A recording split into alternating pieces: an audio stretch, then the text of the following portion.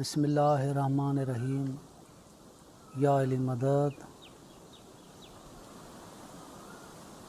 عبادت کی معنی کیا ہے؟ میں یہ نہیں کہتا کہ عبادت کریں یا نہ کریں، میں تبلیغ نہیں کرتا، میں فکر کے دردوں کو رو رہا ہوں کہ فکر کہاں ہے۔ آپ کس سے بھی پوچھیں عبادت کیا ہے، وہ آپ کو بتائے گا نماز، روزہ، حج، زکوٰۃ، جہاد، زیادہ سے زیادہ آگے بڑھ کر کے طبلہ تبرہ۔ محدود کر دیا گیا ہے عبادت کو، عبادت کا وقت بھی محدود کر دیا گیا ہے اور عبادت کی جگہ کو بھی محدود کر دیا گیا ہے۔ یہ محدود عبادت بتائی گئی ہے، اس سے آگے اگر سر توڑ کر کے رات دن بات کی جائے کس کے سمجھ میں نہیں آئے گی، کیونکہ عبادت کو محدود کر دیا گیا ہے، عبادت کو محدود بتایا گیا ہے، حد رکھ دی گئی ہے عبادت کی۔ اسلام میں عبادت کی کوئی بھی حد نہیں ہے، اسلام میں عبادت کا کوئی بھی ایک ٹائم نہیں ہے، ہر جگہ اور ہر وقت انسان عبادت کر سکتا ہے۔ مثلا ایک آفیسر ہے، دفتر میں بیٹھا ہے، رشوت لیتا ہے، وہی آفیسر مسجد میں جا کر کے سر پر رومال باندھ کر کے نماز پڑھتا ہے۔ اب اس سے سوال کیا جائے کیا دفتر میں اللہ نہیں ہے؟ پھر خوف کیوں نہیں کرتا، کیوں رشوت لیتا ہے؟ عدل و انصاف سے اور ایمانداری سے کام کیوں نہیں کرتا اپنا؟ کیونکہ اس کو بتایا کیا ہے کہ اللہ کی عبادت فقط مسجد میں ہو سکتی ہے۔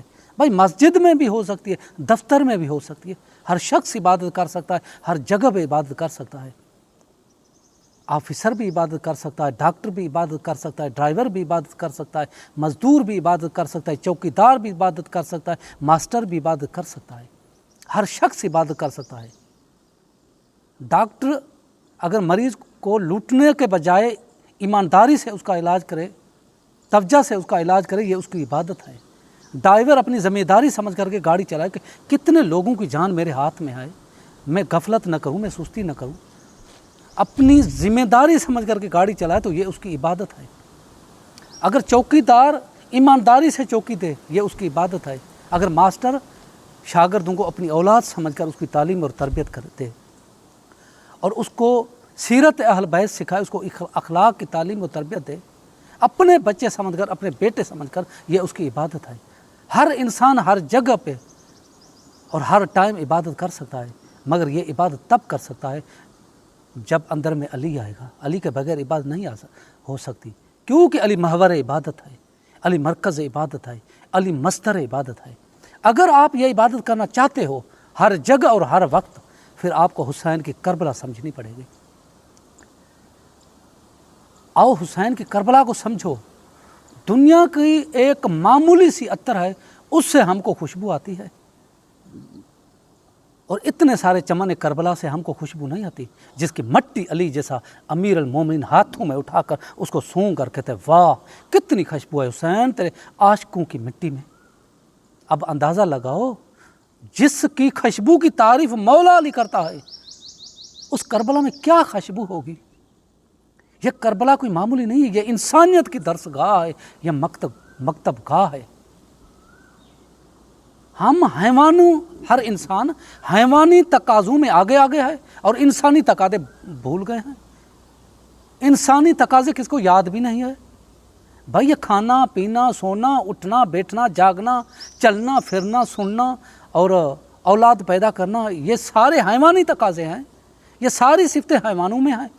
حیوان کھاتا ہے، ہم بھی کھاتے ہیں، حیوان پیتا ہے، ہم بھی پیتے ہیں، حیوان سوتا ہے، ہم بھی سوتے ہیں، حیوان جاگتا ہے، ہم بھی جاگتے ہیں، حیوان چلتا ہے، ہم بھی چلتے ہیں، حیوان اولاد پیدا کرتا ہے، انسان بھی پیدا کرتا ہے۔ یہ ساری حیوانی صفتیں ہیں، حیوانی تقاضے ہیں، انسانی تقاضے کہاں ہیں؟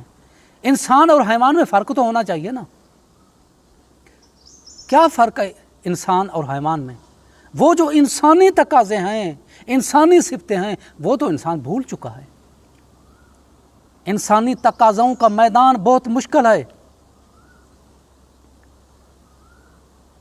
اور انسانی تقاضوں کے لیڈر آپ کو دنیا میں بہت کم ملیں گے، بہت کم ملیں گے، بہت کم ملیں گے، اور حیوانی تقاضوں کے لیڈر آپ کو دنیا میں بہت ملیں گے۔ یہ جتنی بھی پارٹیاں ہیں، یہ حیوانی تقاضوں کے لیے کام کر رہی ہیں۔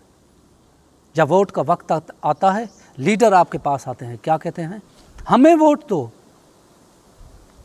ہم تمہیں بجلی دیں گے، ہم تمہیں گیس دیں گے، ہم تمہیں گلی بنوا کے دیں گے، ہم تمہیں عہدے دیں گے، ہم تمہیں نوکریاں دیں گے، ہم تمہیں زکوٰۃ دیں گے، ہم تمہیں مکان بنا کے دیں گے۔ اس طرح کے وعدے آپ سے کیوں کرتے ہیں؟ اس لیے کہ وہ آپ کو حیوان سمجھتے ہیں۔ ان کو پتہ ہے کہ انسانی تقاضوں کو یہ جانتے بھی نہیں ہے، وہ آپ کو حیوان سمجھ کر کے اس طرح کے وعدے آپ سے کرتے ہیں۔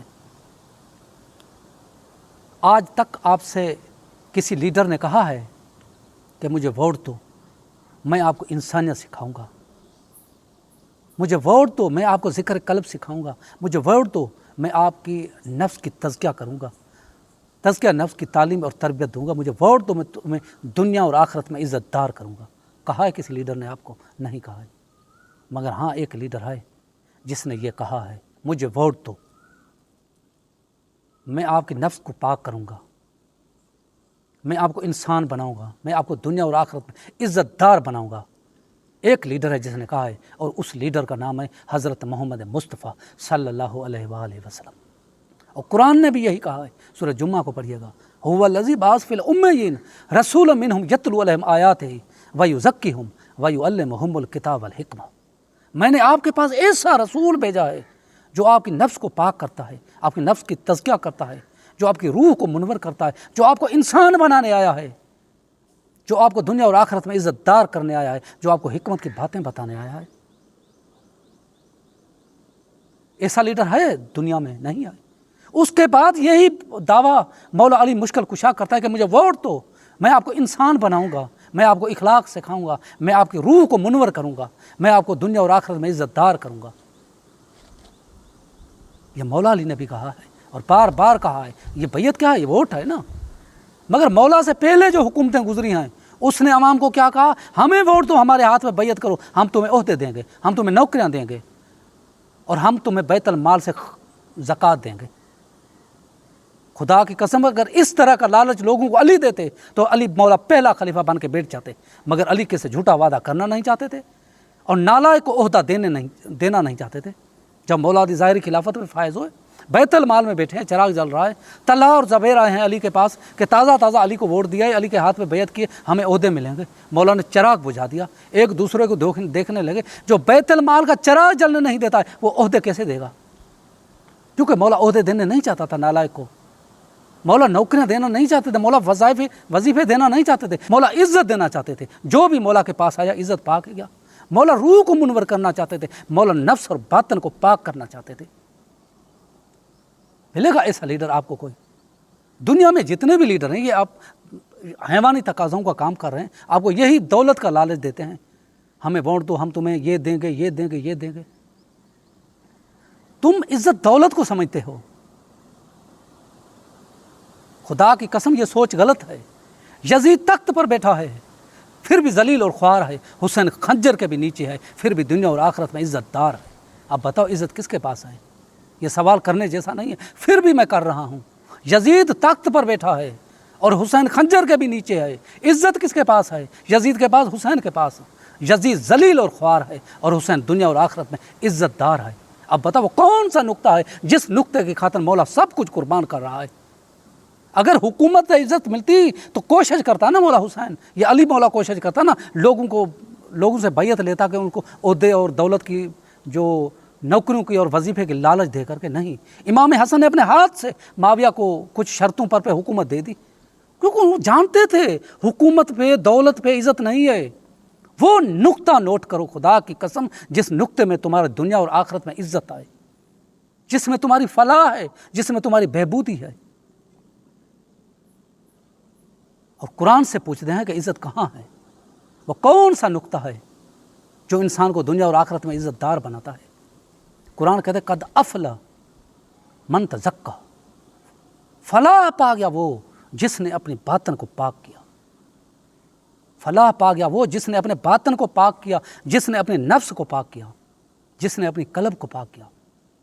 اور اس سے ملتی جلتی آیت مولا علی مشکل کشا نے کعبہ کے اندر نزول قرآن سے 10 سال پہلے رسول کے ہاتھوں پہ پڑھی ہے، قد افلح المومنون، مومن فلاح پا گئے۔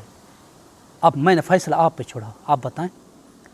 اللہ نے قرآن پاک کی سورہ اعلیٰ میں کہا ہے کہ جس نے اپنے باطن کو پاک کیا وہ فلاح پا گیا، اور علی نے نزول قرآن سے پہلے رسول کے ہاتھوں پہ کعبہ کے اندر قرآن پاک کی آیت پڑھی ہے جو سورہ مومنین کی پہلی آیت ہے، مولا نے پڑھی ہے، مولا نے کہا کہ مومن فلاح پا گئے۔ اللہ کہتا ہے جس نے باطن کو پاک کیا، اور مولا علی کہتا ہے یہ بھی قرآن کی آیت ہے، مگر نزول قرآن سے 10 سال پہلے اب مولا علی نے پڑھی ہے کہ مومن فلاح پا گئے، اور مومن کہتے ہی اس کو ہیں جو اپنے اندر میں علی کو بٹھائے۔ تو بات ظاہر ہو گئی، بات صاف ہو گئی، جو بھی اپنے قلب میں علی کو بٹھاتا ہے وہی پاک ہو جاتا ہے۔ یہ سارے فتنے فساد بھاگ جاتے ہیں، یہ سارے جھگڑے برائیاں فتنہ فساد یہ کیوں ہے؟ کبھی زمین پر جھگڑا، کبھی مکان پر جھگڑا، کبھی عورت پر جھگڑا، کبھی دولت پر جھگڑا، یہ سارے جھگڑے اس لیے ہیں کہ یہ نفسانی تقاضاؤں کی وجہ سے ہیں، حیوانی تقاضاؤں کی وجہ سے ہیں۔ اگر انسان انسانی خیالات کو اپنائے یہ ساری چیزیں خود بے خود ختم ہو جائیں گی۔ اور کیسے ختم ہوگی؟ خدا کی قسم علی کے بغیر ختم نہیں ہوگی۔ اس لیے مولا علی مرکز عبادت ہے، مولا علی محور عبادت ہے، مولا علی مستر عبادت ہے۔ جس نے بھی اپنے اندر میں علی کو بٹھایا وہ انسان ہو گیا۔ اب ہم انسان جیسے ہیں، انسان اور بات ہے، انسان جیسا اور بات ہے۔ کعبہ میں حج ہو رہا ہے اور مولا سجاد بھی وہاں موجود ہے۔ کسی نے جو مولا کے ساتھ تھا صحابی، اس نے کہا مولا کتنے مومن اس سال جو حج کے لیے آئے ہیں؟ مولا سجاد نے فرمایا کہ ان میں سے انسان چند ہے، ان میں سے انسان چند ہے۔ اس نے کہا مولا یہ تو سارے انسان لگ رہے ہیں۔ امام نے کہا میرے قریب آ، وہ قریب آئے، امام نے 2 انگلیوں کے بیچ دکھایا، دیکھ ان میں انسان کتنے ہیں، حیوان کتنے ہیں؟ چند انسان نظر ہے، باقی کوئی خنزیر کی صورت میں، کوئی باندر کی صورت میں نظر آیا۔ میرے دوستو انسان ہونا اور بات ہے، انسان جیسا ہونا اور بات ہے۔ انسان اندر کا نام ہے، ظاہر کا نام نہیں ہے۔ ہاتھوں کا نام انسان نہیں ہے، پاؤں کا نام انسان نہیں ہے، چہرے کا نام انسان نہیں ہے، آنکھوں کا نام انسان نہیں ہے۔ یہ جو اللہ قرآن پاک میں یا ایھا الناس، اے انسانو، یہ کس سے مخاطب ہے؟ کیا تمہارے ہاتھ سے مخاطب ہے؟ کیا تمہارے پاؤں سے مخاطب ہے؟ کیا تمہارے چہرے سے مخاطب ہے؟ کیا تمہارے سینے سے مخاطب ہے؟ تمہارے پیٹ سے مخاطب ہے؟ کس عضو کا نام، کس چیز کا نام انسان ہے؟ انسان کے قلب کا نام ہے۔ یہ قلب سے مخاطب ہے اللہ، باطن سے مخاطب ہے، باطن کا نام انسان ہے۔ جب تک تم اپنی قلب کو منور نہیں کرتے، اپنی قلب میں علی نہیں بٹھاتے، خدا کی قسم انسان نہیں بن سکتے۔ بڑے بڑے عہدے دے رکھے ہیں، بڑے بڑے القاب دے رکھے ہیں، فلاں امیر المومنین، فلاں ویسا فلاں ویسا۔ میں کہتا ہوں پہلے انسان تو ثابت کرو، جو قرآن کی روح میں قرآن نے صفت بتائی ہے، انسان کی خوبی بتائی ہے کہ یہ خوبی ہونی چاہیے انسان میں۔ انسان تب بن سکتا ہے جب اپنے اندر میں علی بٹھائے گا۔ علی کے بغیر کوئی انسان نہیں بن سکتا ہے۔ مومن اور مسلمان کیسے بنے گا؟ علی اللہ کا راز ہے، علی ضروری ہے، علی ضروری ہے، نبی کے لیے بھی ضروری ہے، ائمہ معصومین کے لیے بھی ضروری ہے، اللہ کے لیے بھی ضروری ہے۔ ہاں شب معراج والی رات اگر علی نہ ہوتا، آپ بتا سکتے ہیں کہ اللہ ظاہر ہوتا رسول کے سامنے؟ اللہ تو علی کے وسیلے ظاہر ہے نا۔ اور حشر کے میدان میں جو اللہ عدل کرے گا، انصاف کرے گا، فیصلے کرے گا، کیسے کرے گا؟ کیا ہم اللہ کو دیکھیں گے؟ ہر کس نہیں، وہ بھی علی سامنے آئے گا۔ میرے دوستو علی اللہ کا راز ہے، اس کو مت بھولنا۔ یہ آپ کو عزت دار بنائے گا مولا، آپ کی روح منور ہوگی تو مولا کے جو محبت اور عشق سے ہوگی۔ اس لیے انسان کی زندگی کا مقصد یہی ہے، مولا علی کا عشق، مولا علی کی محبت، اس کو مت بھولیے گا۔ کسی کے چکر میں آ کر کے اپنا وقت اور اپنی آخرت اور اپنا جو زندگی کا مقصد برباد مت کریں۔ مولا علی سے عشق کریں، مولا علی سے محبت کریں، قلب سے مولا کا ذکر کریں، مولا سے عشق کریں۔ سارے جو برائیاں کر رہے ہیں وہ کہتے ہیں کہ کیا ہے اگر رشوت لی، کیا ہے اگر ہم نے کرپشن کیا، کیا ہے اگر ہم نے زنا کی؟ بھائی بالکل کچھ نہیں، آنکھوں پہ پٹی ہے تو کچھ بھی نہیں۔ مرنے کے بعد پھر آپ کہو گے کہ یا اللہ ہمیں چھوڑ دے، ہم دنیا میں جا کر کے پھر صالح عمل کریں گے۔ ہر انسان کہے گا، قرآن کی آیت ہے، ہر انسان کہے گا کہ اب مجھے دنیا میں چھوڑ دے، میں صالح عمل کروں گا۔ یہ صالح عمل کیا ہے؟ یہ علی کی عشق اور محبت، ائمہ کی محبت کے علاوہ صالح عمل اور کوئی بھی نہیں ہے۔ اس دنیا میں ان کو اپنے قلب میں بٹاؤ۔ جب تیری قلب میں یہ ہستیاں آ گئی پھر تمہیں برائی کرنے نہیں دے گی، تمہاری قلب کی باغ ان کے ہاتھ میں آ جائے گی۔